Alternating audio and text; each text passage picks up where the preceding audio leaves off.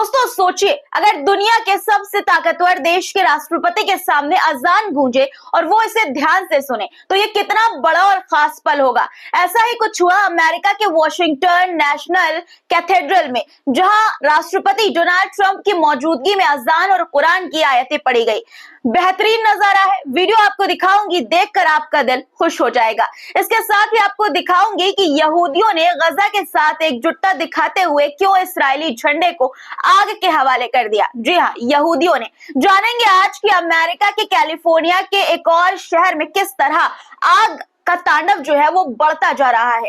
दोस्तों, Donald Trump एक बार फिर से चर्चा में है। उनकी बयानबाजी और उनके आर्ट ऑफ द डील के चर्चे पूरी दुनिया में हो रहे हैं। कभी वो यमन के हूथी मूवमेंट को आतंकवादी संगठन करार दे रहे हैं तो कभी रूस को चेतावनी देकर डील की पेशकश कर दे रहे हैं। और जब बात सऊदी अरब की हो तो उनकी डील मेकिंग का खेल और भी ज्यादा दिलचस्प हो जाता है। क्या ट्रंप की ये रणनीति सिर्फ राजनीति है या कुछ और बड़ा खेल चल रहा है, ये भी आज के इस वीडियो में जानेंगे, इसलिए पूरा वीडियो जरूर देखिएगा। बहुत कुछ दिलचस्प आज के इस वीडियो में आपके लिए लेकर आई हूं, इसलिए अंत तक बने रहिएगा और चैनल को सब्सक्राइब कर लीजिए। वीडियो लाइक नहीं किया है तो फटाफट लाइक कर दीजिए और कमेंट में अपनी राय जरूर लिखा करिए। चलिए अब शुरू करते हैं वीडियो। द लाइव टीवी, सच सबसे आगे। आदाब दोस्तों, मेरा नाम है मुस्बा खान और आप मुझे द लाइव टीवी पर देख रहे हैं। दुनिया के सबसे ताकतवर कुर्सी पर बैठे डोनाल्ड ट्रंप और उनके सामने गूंजती अजान की सुमधुर आवाज। अल्लाहु अकबर, अल्लाहु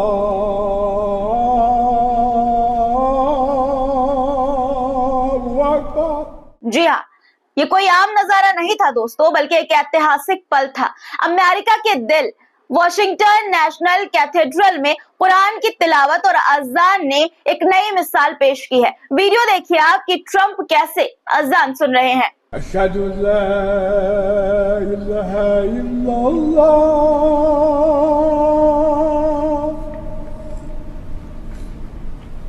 अशहदु ला इलाहा इल्लल्लाह।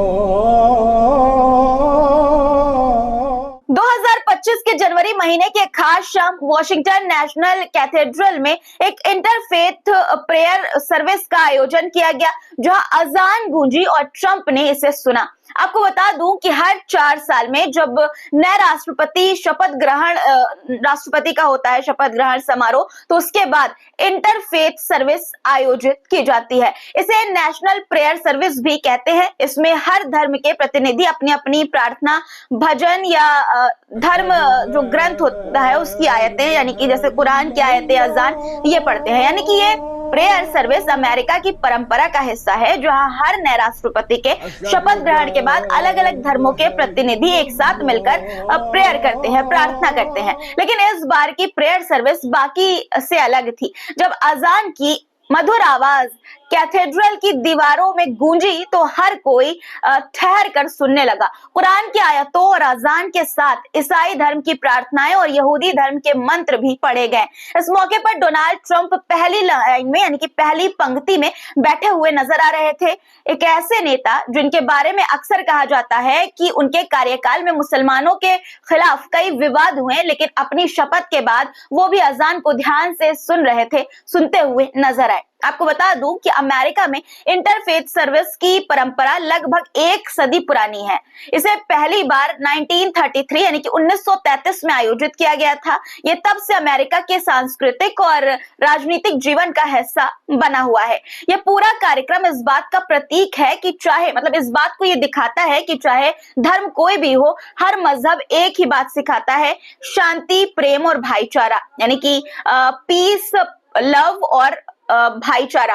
और जब अमेरिका जैसे देश इस तरह की परंपरा को फॉलो करते हैं तो इससे हमारे देश के नफरती लोगों और सरकार को कुछ सीख लेनी चाहिए। हर उस इंसान को सीख लेनी चाहिए जिसके कानों में अजान चुभती है और नमाज पढ़ता हुआ देखकर मुसलमानों को उनकी आंखों में जलन होने लगती है, क्योंकि हमारा देश दुनिया को हमेशा विविधता में एकता का संदेश देता रहा है। और आज के इस नफरती दौर में अमेरिका से आए इस वीडियो ने अंधभक्तों को इस वीडियो से जरूर कुछ सीखना चाहिए, सीख लेनी चाहिए कि जब अमेरिका जैसा देश इस तरह की भाईचारा पेश कर सकता है तो हमारे देश में ऐसा क्यों नहीं हो सकता। अब अगली खबर पर आते हैं। जब बात इंसानियत की हो तो मजहब और सरहदें मायने नहीं रखती। इस बात को साबित करता हुआ एक वीडियो मोरक्को से सामने आया है। आगे कुछ कहने से पहले आपको वीडियो दिखाना चाहती हूँ कि कैसे यहूदियों ने इस्राइल का झंडा जला दिया। जी हाँ, यहूदियों ने। पहले आप ये वीडियो देखिए।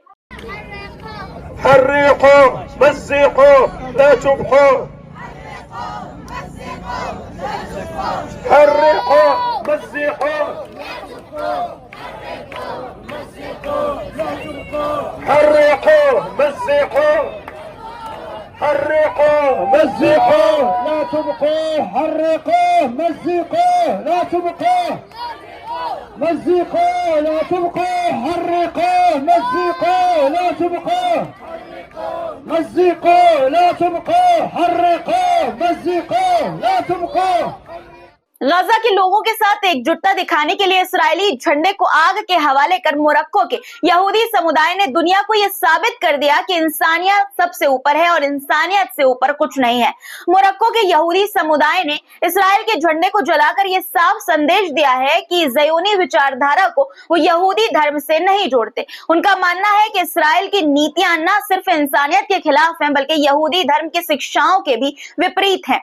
इस समुदाय ने खुलकर कहा है कि ज़योनी इस्राएल एक यहूदी राज्य नहीं है। उन्होंने ज़योनी विचारधारा को धर्म से अलग बताते हुए कहा कि राजनीतिक एजेंडा सिर्फ विभाजन और हिंसा फैलाता है। उनका यह कदम ये दिखाने के लिए था दोस्तों, ताकि दुनिया में हर यहूदी ज़योनी राजनीति का समर्थन नहीं करता है। दोस्तों, अब बात अमेरिका में लगी भयानक आग पर करते हैं।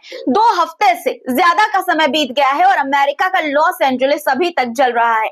हवा आग को लगातार हर दिन नए नए इलाकों में फैला रही है और अब कैलिफोर्निया की सिटी सेंटा क्लारिटा इलाके में ह्यूजेस फायर ने तबाही मचानी शुरू कर दी है।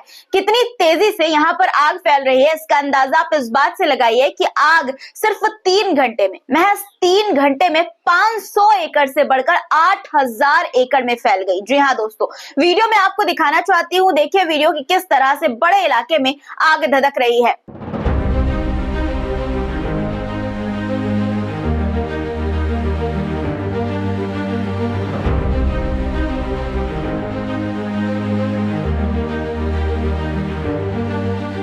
दोस्तों, आप देख सकते हैं कि कितना बड़ा इलाका है। आग साफ तौर पर नजर आ रही है कि किस तरह से आग फैलती चली जा रही है। एक के बाद एक गाड़ियां उस रास्ते से गुजर रही हैं। हो सकता है कि ये फायर ब्रिगेड की गाड़ियां हो। धुआं साफ तौर पर नजर आ रहा है कि किस तरह से काला काला जो धुआं है वो आसमान में उठता हुआ दिख रहा है आग की वजह से। लगातार आग इस इलाके में फैल रही है। तस्वीरों में आप देख पा रहे हैं साफ तौर पर कि किस तरह की भयानक आग लगी हुई है इस इलाके में। सेंटा क्लारिटा में ये आग सबसे पहले एक छोटे से इलाके में देखी गई जो महज 500 एकड़ तक सीमित थी, लेकिन तेज हवाओं और सूखी झाड़ियों की वजह से ये आग कुछ ही घंटे में पूरे इलाके में फैल गई। आग ने 3 घंटे के अंदर 8000 एकड़ से ज्यादा इलाके को अपनी चपेट में ले लिया। मीडिया रिपोर्ट्स के मुताबिक ये आग अब 9000 एकड़ से ज्यादा क्षेत्र में फैली हुई है। वीडियो आप देखिए ये वाला कि किस तरह से भयानक आग की तस्वीरें वीडियो में नजर आ रही हैं।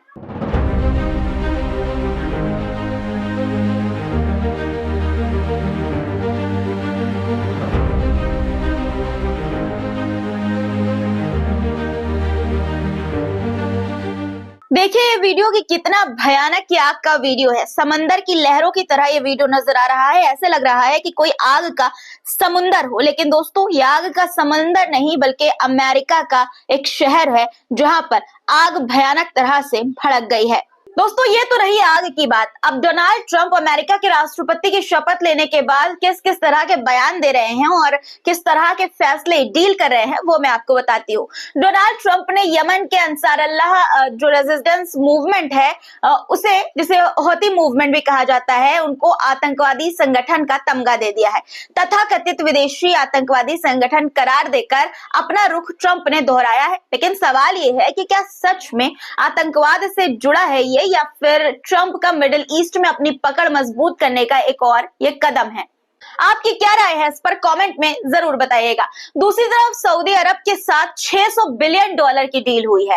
दोस्तों, ट्रंप की डील मेकिंग स्किल का एक बेहतरीन उदाहरण सऊदी अरब के साथ उनकी बातचीत में इस बार देखा गया है। उन्होंने साफ कहा कि वो सऊदी अरब तभी जाएंगे जब वहां से अमेरिका को बड़ा फाइनेंशियल फायदा होगा। नतीजा क्या हुआ? सऊदी क्राउन प्रिंस ने अमेरिका में 600 अरब डॉलर का निवेश करने की घोषणा कर दी। इसे डोनाल्ड ट्रंप ने आर्ट ऑफ द डील का नाम दिया है। राष्ट्रपति बनते ही रूस के लिए भी ट्रंप का संदेश आ गया है। दोस्तों, रूस और यूक्रेन के बीच चल रहे युद्ध पर ट्रंप ने एक अलग ही अंदाज में बयान दिया है। उन्होंने रूस की अर्थव्यवस्था को तबाही की कगार पर बताते हुए चेतावनी दी है कि अगर रूस और पुतिन ने जल्द ही युद्ध नहीं रोका तो अमेरिका और उसके सहयोगी देशों से रूस पर कड़े टैक्स और प्रतिबंध लगाए जाएंगे। मतलब ट्रंप ने रूस को धमकी दी है कि अगर यूक्रेन युद्ध समाप्त नहीं हुआ तो उस पर और प्रतिबंध लगाए जाएंगे। लेकिन दिलचस्प बात यह है कि ट्रंप ने रूस की तारीफ भी की और इसे डील करने का आखिरी मौका बताया। उनका कहना है कि अगर वो राष्ट्रपति होते तो ये युद्ध शुरू ही नहीं होता। अब बात जेनिन की करते हैं, जहां इसराइल का ऑपरेशन जारी है। बुरकीन जो जेनिन के पास स्थित है, वहां इसराइली सेना ने रॉकेट और ड्रोन का इस्तेमाल करके फिलिस्तीनी लड़ाकों पर हमला किया है। देखिए वीडियो की किस तरह से रात के अंधेरे में हमले की आवाज साफ तौर पर सुनाई दे रही है।